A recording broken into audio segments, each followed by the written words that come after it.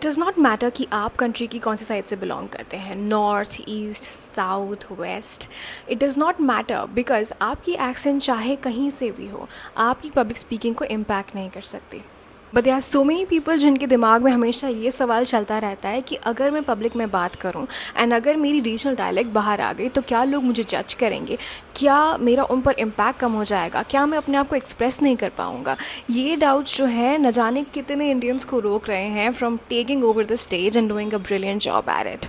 But you know what, I have been speaking on stage for the last 14 years and this is what I think about MTI। What is MTI? MTI is mother tongue influence. इसका ये मतलब है कि जो speaker है, जो वो English में बात करता है इन फ्रंट ऑफ पीपल, तो उसको हमेशा ये डाउट रहता है कि क्या जो उसकी इंग्लिश है it is impacted by his regional dialect. अब बात ये है कि जितनी लैंग्वेजेस हैं उनको बोलने का तरीका भी अलग है। सो हर लैंग्वेज की अपनी पिच होती है, एक टोन होता है, एक रोलिंग ऑफ द टंग होती है, जिसके वजह से अगर आपकी अपब्रिंगिंग या आपकी जो basic understanding of speaking a particular language है वो एक पर्टिकुलर डायलेक्ट में हुई है, तो कई बार switching to different languages becomes difficult because आपकी जो टंग है या आपका जो थ्रोट है it is not acclimatise to change as frequently as it should. Now there are some people जो न जाने कितनी लैंग्वेजेस बोल सकते हैं, तो उन पे कई बार ऐसा होता है कि मदर टंग इन्फ्लुएंस होता ही नहीं है। जब वो फ्रेंच में बात करते हैं तो वो फ्रेंच में बात करते हैं, हिंदी में बात करते हैं तो हिंदी में बात करते हैं, इंग्लिश में बात करते हैं तो इंग्लिश में बात करते हैं, क्योंकि उनकी एक्सेंट जो है वो न्यूट्रल हो गई है। But this happens with practice. But if you're a beginner and if you are starting to speak in public और आपको ये डर है कि आपकी एक्सेंट जो है वो बहुत स्ट्रॉन्ग है, तो फिर आपको चिंता करने की कोई ज़रूरत नहीं है बिकॉज जो MTI है it's not a big problem. In fact it is 2025 guys. Hollywood हो, नेटफ्लिक्स हो, they are starting to embrace the diversity of accents. आप कोई भी मूवी देख लो, आप सीरीज़ देख लो, there are so many people with different accents. There is a South American accent and there is a South Asian accent, there are Spanish people who speak differently. In fact modern family में Gloria का character जो play कर रही हैं Sophia Vergara, उनकी popularity का main reason is a different accent. अगर वो अशेम्ड होती है ऑफ हर एक्सेंट तो शायद वो इस मुकाम तक कभी नहीं पहुंच पाती जहां पर वो आज हैं। पर अगर आपको अभी भी फील हो रहा है कि MTI के वजह से आपके करियर प्रॉस्पेक्ट्स में, आपकी ग्रोथ में प्रॉब्लम हो सकती है, then this video is for you. अभी MTI एज आई मैंशन तब आती है जब आपकी टोन बहुत अलग है, आपका पिच बहुत अलग है ना, आपको हैबिट नहीं है अपने टंग को इस तरह मूव करने की कि आप एक डिफरेंट लैंग्वेज को अडेप्ट कर सको। एंड स्पेशली फॉर स्टूडेंट्स जो अब्रॉड जाके पढ़ाई करना चाहते हैं या जो इंडियन प्रोफेशनल्स हैं जिनके इंटरनेशनल क्लाइंट्स हैं who belong to different countries in the world, कई बार तभी कम्युनिकेशन में प्रॉब्लम आती है and this might impact your career growth prospects because everybody is still learning how to adapt to different accents. Abhi there is something called an Indian accent which is widely accepted throughout the world, but because हमारा country जो है वो खुद इतनी सारी dialects से भरा हुआ है कि कई बार if you belong to a very strong accent वाला dialect, it can be difficult for your clients to understand you. Only and only in those cases should you actually consider changing your accent or in fact neutralizing it. क्योंकि अगर आप अपनी accent completely change कर दोगे तो it will also impact your mother tongue and that is not something that we want. Mother tongue influence अगर ये भी प्रॉब्लम कर रहा है कि आपकी पब्लिक स्पीकिंग में आपका कॉन्फिडेंस लो कर रहा है, आपको कंटिन्यूसली ये फियर रहता है कि लोग आपको मॉक करेंगे for having a very regional accent या लोग आपको जज करेंगे, तो भी कई बार ऐसा हो सकता है कि MTI would need to be corrected और need to be addressed. But as far as I go या मेरा पर्सनल एक्सपीरियंस है, I enjoy listening to people speaking in the different accents. I mean आप खुद ही सोचिए, जब एक फ्रेंच पर्सन अपनी फ्रेंच एक्सेंट में इंग्लिश में बोलता है तो उससे हम सेक्सी बोलते हैं, हम उससे बोलते हैं कि कितना क्यूट लग रहा है। जैसे कोई कोरियन इंग्लिश बोलता है तो आप बोलते हो कितना क्यूट लगता है। But when it comes to listening to people speak in English in our own dialects, तब हम उनको जज करते हैं। So I don't think that this is a global problem, this is a US problem, it's a country problem. And I think when we start getting used to people speaking in English अपनी अपनी dialects में, तो धीरे धीरे ये change globally भी ज़रूर होगा। Back in 2019 when I started working as a public relations professional मेरे पे चैलेंज आया to speak with CEOs from across the world. I had journalist who were living in different parts of the country. I had to deal with influencers and stakeholders जो अलग अलग part of the country से रहते हैं, अलग अलग part of the world में हैं. तभी मुझ पे ये ओनस आया कि मैं अपनी एक्सेंट को न्यूट्रलाइज करूँ.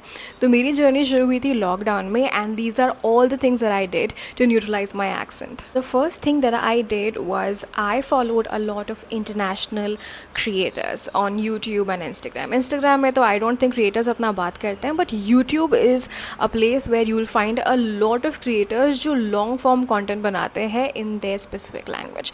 Now I will suggest you to not stick to UK English or Australian English or American English. Don't do that because you don't know कि आपका confidence कौन सी accent से निकलेगा. So for that I want कि आप जितनी भी English creators हैं, चाहे वो किसी भी पार्ट ऑफ द वर्ल्ड से बिलोंग करते हैं, आप उनको फॉलो करो. अभी कंटेंट क्रिएटर्स को फॉलो करने की सबसे बड़ी खासियत है कि आपको डेली लाइफ के जो वर्ड्स हैं या फ्रेजेस हैं, सेंटेंसेस हैं, उन्हें कैसे बोलना है, या कौन सी चीज़ को क्या कहा जाता है, या वो इस पर्टिकुलर वर्ड को कैसे प्रोनाउंस करते हैं वर्सेस हम कैसे प्रोनाउंस करते हैं. तो ये जो डेली की लर्निंग्स हैं वो आप उनसे सीख सकेंगे. That's exactly what I did. I followed a lot of influencers जो US बेस्ड थे, UK बेस्ड थे, and I slowly started to watch them and understand कि अच्छा this is how they pronounce this is how they call this and this is how they are framing their sentences, learning from them. Now the reason I learned from them is because I believe कि जब आप source से सीखते हैं, right, if you learn American English from an American तो आप directly उनकी accent जो है adapt कर पाओगे. If you are trying to learn American accent or English from say like a coach in India who themselves have like a little bit of MTI in their accent, तो कई बार you pick up their accents. So what I did was that I went to people or went to influencers who spoke the exact accent जो मुझे सीखनी थी, and I kept on watching their videos for years and years and years, and I think after 2 to 3 years of continuously watching I started to pick up their accent. The second thing that I did was that I read a lot of books. Now I have always been a reader. I think बचपन से लेकर अभी तक I've been a crazy reader, and during the lockdown I must have read like 25 to 30 books because I wanted to strengthen my English. मुझे अपनी English, अपनी accent को, अपनी pronunciation को, अपनी vocabulary को इतना expand करना था that I went crazy. But if you are a beginner, for example, आपने इतनी English books शायद पढ़ी नहीं है, आप reader ही नहीं हो, तो in that case you can start with Japanese novels जो English में translate की गई हैं. I think one of the book examples that I can give you is Before the Coffee Goes Cold.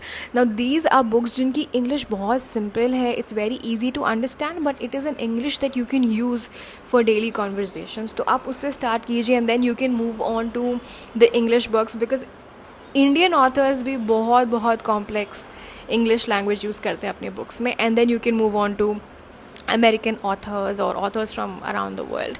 So जैसे आप बुक्स पढ़ते हैं you start thinking in English. कई बार MTI की प्रॉब्लम तब आती है जब जो लोकल डायलेक्ट वाले लोग होते हैं they think in their local language and they speak in English. तो कई बार क्या होता है कि आपकी थिंकिंग और आपकी बातों में एक जो गैप रह जाता है, इस वजह से अपने आप को एक्सप्रेस कर पाने में इशू होता है, कॉन्फिडेंस में इशू होता है, स्टेटमेंट को फ्रेम करने में भी इशू होता है.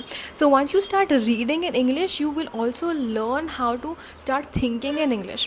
and उसके बाद it doesn't matter कि आप कौन सी accent में बात कर रहे हैं, आप अपनी statements को बहुत ही coherently form कर पाएंगे and people will be completely raptured with you and they'll be engaged in every word that you say.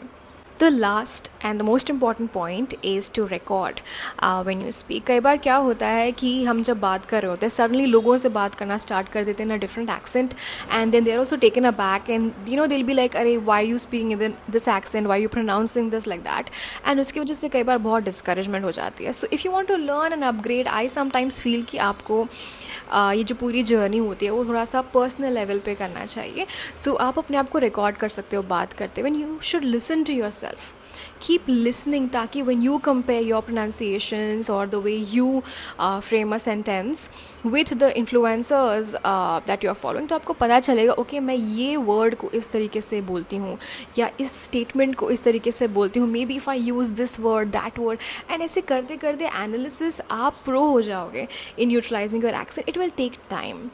Okay, specially अगर आपके आसपास लोग हैं जो एक सर्टन एक्सेंट में बात करते हैं, या अगर आपने एक सर्टन एक्सेंट में अपने लाइफ के 25-30 सालों तक बात की, तो it will take time, but it is not impossible. I know some people who speak English as if they were not even born in India, and that's purely because of practice, because they were exposed to the kind of content जहाँ पे उनको हमेशा जो है English वो UK accent या American accent में ही सुनने को मिली है. So if you're a beginner, don't worry at all, and धीरे धीरे baby steps low, and I am sure कि 2 to 3 years down the line you'll be able to neutralize your accent. But something that I will recommend when it comes to public speaking is that accent does not matter.